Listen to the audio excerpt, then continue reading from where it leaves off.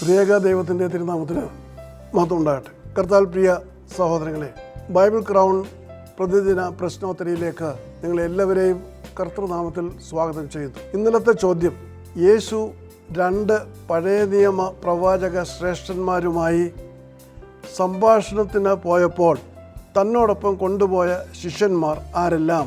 യേശു സംസാരിച്ച പ്രവാചക ശ്രേഷ്ഠന്മാർ ആരായിരുന്നു? അതിൻ്റെ ഉത്തരങ്ങൾ: യേശുവിനോടൊപ്പം പഴയ നിയമ പ്രവാചക ശ്രേഷ്ഠന്മാരെ കാണുവാനായിട്ട് പോയത് പത്രോസ്, യാക്കോബ്, യോഹന്നാൻ എന്നീ ശിഷ്യന്മാരായിരുന്നു.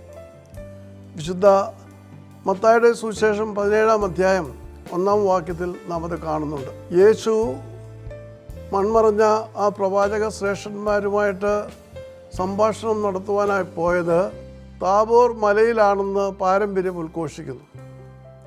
യേശുവിൻ്റെ മുഖം സൂര്യനെ പോലെ പ്രശോഭിച്ചു, അവൻ്റെ വസ്ത്രം വെളിച്ചം പോലെ വെള്ളയായി തീർന്നുവെന്ന് വിശുദ്ധ മത്തായി 17:2 രേഖപ്പെടുത്തിയിരിക്കുന്നു.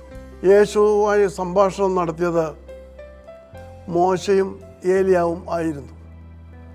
അതുകൊണ്ട് ഈ ചോദ്യത്തിൻ്റെ ഉത്തരങ്ങൾ: 1, പത്രോസ്, യാക്കോബ്, യോഹന്നാൻ എന്നിവരായിരുന്നു കർത്താവിനോടൊപ്പം താബോർ മലയിലേക്ക് ഈ പ്രവാചക ശ്രേഷ്ഠന്മാരെ കാണുവാൻ പോയത്.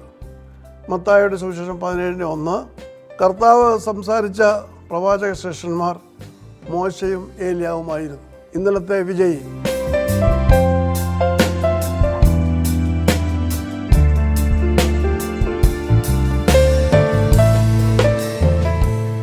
ഇന്നത്തെ ചോദ്യം: എത്ര മാസം ശുദ്ധീകരണം പൂർത്തിയാക്കിയ ശേഷമാണ് എസ്തേർ അഹശ്വേരോശ് രാജാവിൻ്റെ സന്നിധിയിൽ ചെന്നത്?